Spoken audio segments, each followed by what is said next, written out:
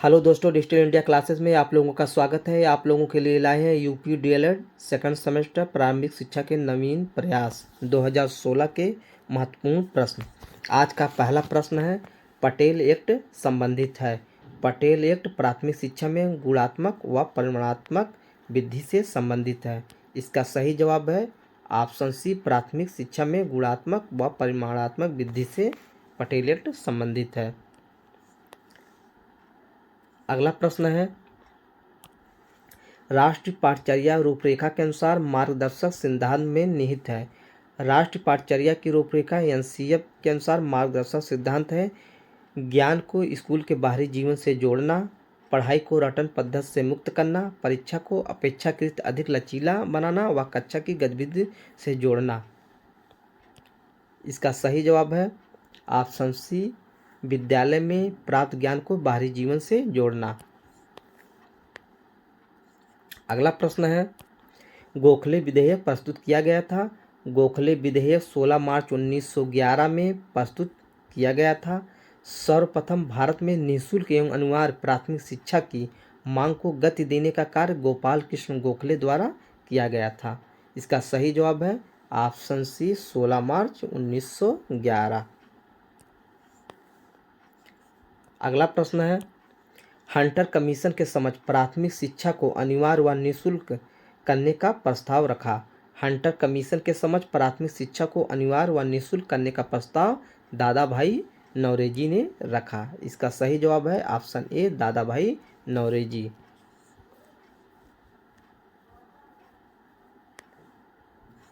अगला प्रश्न है, प्राच्य पाश्चात्य विवाद का जन्म हुआ। प्राच्य पाश्चात्य विवाद का जन्म ईस्ट इंडिया कंपनी के 1813 के आज्ञा पत्र से हुआ। इसका सही जवाब है ऑप्शन बी, 1813 के आज्ञा पत्र से प्राच्य पाश्चात्य का विवाद हुआ।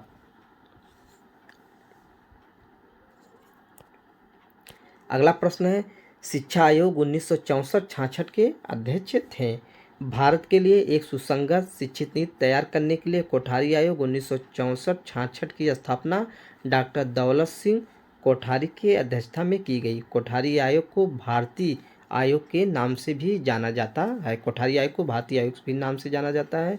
तो शिक्षा आयोग 1964-66 के अध्यक्ष थे CDS कोठारी। इसका सही आंसर है ऑप्शन सी।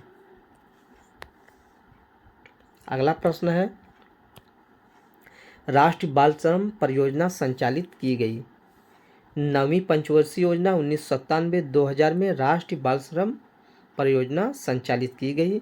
इसका सही जवाब है ऑप्शन बी, नवीं पंचवर्षीय योजना। अगला प्रश्न है, उत्तर प्रदेश के समस्त जिलों में स्कूल चलो अभियान की शुरुआत कब हुई। जुलाई सन 2002 ईस्वी में उत्तर प्रदेश सरकार ने स्कूल चलो अभियान की शुरुआत की तथा उत्तर प्रदेश के समस्त जिलों में स्कूल चलो अभियान संचालित किया गया। इसका सही जवाब है ऑप्शन बी, 2002 से उत्तर प्रदेश के समस्त जिलों में स्कूल चलो अभियान की शुरुआत हुई। अगला प्रश्न है, राष्ट्रीय साक्षरता मिशन की स्थापना के बाद सर्वप्रथम संपूर्ण साक्षरता अभियान की घोषणा की गई। तो राष्ट्रीय साक्षरता मिशन की स्थापना 5 मई 1988 ईस्वी में हुई। अगर राष्ट्रीय साक्षरता मिशन की स्थापना पूछे 5 मई 1988।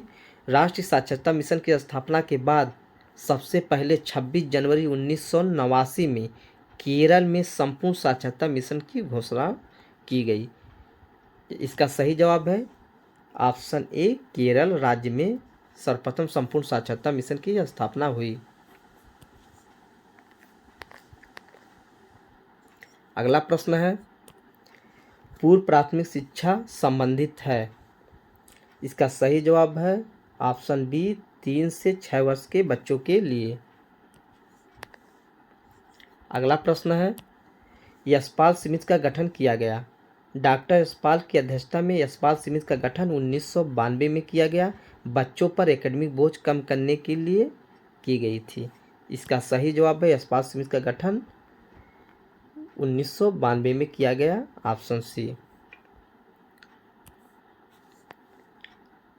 अगला प्रश्न है, बुनियादी शिक्षा से संबंधित नहीं है। भारत में बुनियादी शिक्षा का श्रेय महात्मा गांधी को दिया जाता है। बुनियादी शिक्षा को नई तालीम शिक्षा, वर्धा शिक्षा आदि के नामों से जाना जाता है। महात्मा गांधी, जाकिर हुसैन तथा एस के सिन्हा बुनियादी शिक्षा से संबंधित हैं, जबकि बीजी खेर बुनियादी शिक्षा से नहीं संबंधित है। इसका सही जवाब है ऑप्शन सी, बीजी खेर बुनियादी शिक्षा से संबंधित नहीं है।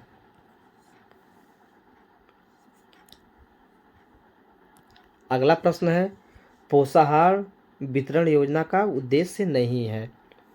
तो पोषाहार वितरण योजना के उद्देश्य क्या क्या है? पहला उद्देश्य है बच्चों को स्वस्थ एवं पुष्ट बनाना, शिक्षा में अपव्यय तथा अवरोधन को कम करना। अतः पोषण वितरण योजना का उद्देश्य कुपोषण समस्या को दूर करना नहीं है।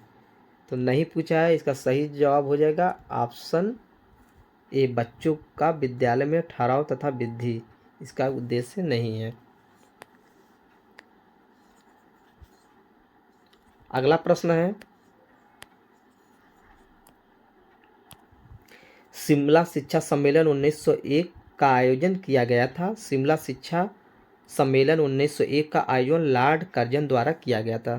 तो शिमला शिक्षा सम्मेलन 1901 का आयोजन लॉर्ड कर्जन द्वारा किया गया था। इसका सही जवाब है ऑप्शन सी, लॉर्ड कर्जन द्वारा। अगला प्रश्न है, शिक्षा को समवर्ती सूची में स्थान दिया गया। शिक्षा को 1976 ईस्वी में समवर्ती सूची में स्थान दिया गया।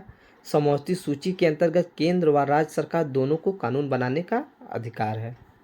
तो इसका सही जवाब शिक्षा समवर्ती सूची में स्थान दिया गया ऑप्शन सी, 1976 में। चलो दोस्तों, अब देखते हैं अति लघुत्तरी महत्वपूर्ण प्रश्न। 16वां प्रश्न है, टैगोर को किस धारणा में विश्वास था? टैगोर को सत्यम शिवम सुंदरम में विश्वास था। टैगोर हमेशा शिक्षा को परिवर्तनकारी की भूमिका में विश्वास करते थे। अगला प्रश्न है, फ्राबेल की किन्हीं दो प्रमुख रचनाओं के नाम लिखिए।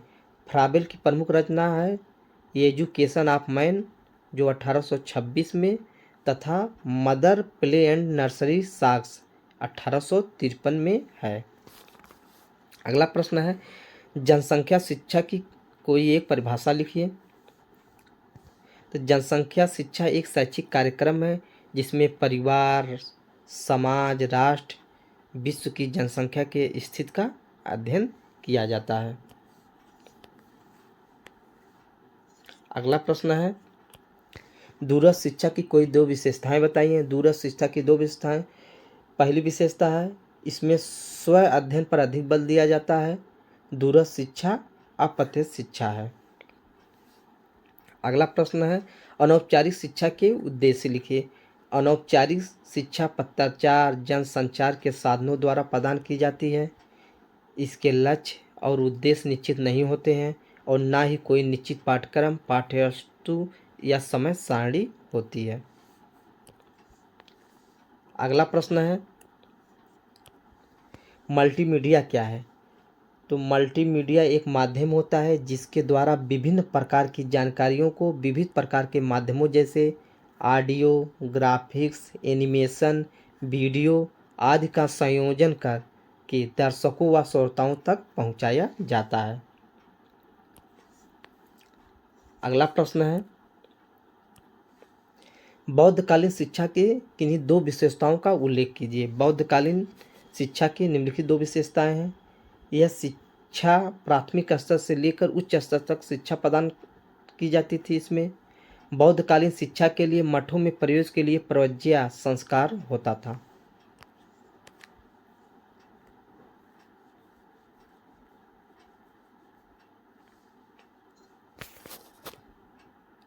अगला प्रश्न है, आदर्शवाद के प्रमुख प्रवर्तकों के नाम लिखिए। तो आदर्शवाद के प्रमुख प्रवर्तक थे प्लेटो, कामेनियस, सुकरात, डेकार्ट, हीगल तथा फ्राबेल। ये सभी आदर्शवाद के प्रमुख प्रवर्तक थे। स्वामी विवेकानंद के बचपन का नाम लिखिए। स्वामी विवेकानंद जी का जन्म 12 जनवरी 1863 को कोलकाता में हुआ था तथा इनके बचपन का नाम नरेंद्र नाथ दत्त था। स्वामी विवेका के बचपन का नाम नरेंद्र नाथ दत्त था। अगला प्रश्न है, टैगोर ने शांति निकेतन विद्यालय की स्थापना कब और कहाँ की? 22 दिसंबर 1901 में रविन्द्रनाथ टैगोर ने पश्चिम बंगाल के बीरभूम जिले में एक ब्रह्मचर्य आश्रम की स्थापना की। बाद में इसका नाम शांति निकेतन के नाम से प्रसिद्ध हुआ।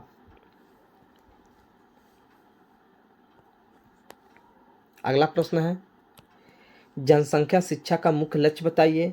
जनसंख्या शिक्षा के निम्नलिखित मुख्य लक्ष्य हैं, छात्रों में परिवार के आकार के प्रति समझ विकसित करना और जनसंख्या की वृद्धि के कारण परिणामों को समझने में व्यक्ति की सहायता करना। अगला प्रश्न है, पर्यावरण प्रदूषण का अर्थ बताइए। पर्यावरण प्रदूषण का तात्पर्य मानव की गतिविधियों के कारण पर्यावरण में किसी भी अवांछित सामग्री के शामिल होने से है, जो पर्यावरण और पारिस्थितिकी में अवांछनीय परिवर्तन का कारण बनता है। अगला प्रश्न है, बुनियादी शिक्षा का प्रारंभ किसने किया? बुनियादी शिक्षा का प्रारंभ महात्मा गांधी ने किया, जिसे आज विश्वविद्यालय स्तर पर फाउंडेशन कोर्स कहा जाता है। अगला प्रश्न, प्लेटो द्वारा स्थापित संस्था का नाम क्या है? तो प्लेटो द्वारा संस्था का नाम प्लेटोनिस्ट स्कूल ऑफ थिंक और अकादमी है, जो यूरोपीय महाद्वीप पर उच्च शिक्षा की पहली संस्था है। प्लेटो द्वारा स्थापित संस्था का नाम प्लेटोनिस्ट स्कूल ऑफ थिंक और अकादमी है। अगला प्रश्न है, राज्य से क्या अभिप्राय है? राज्य उस संगठित इकाई को कहते हैं जो एक शासन सरकार के अधीन होता है।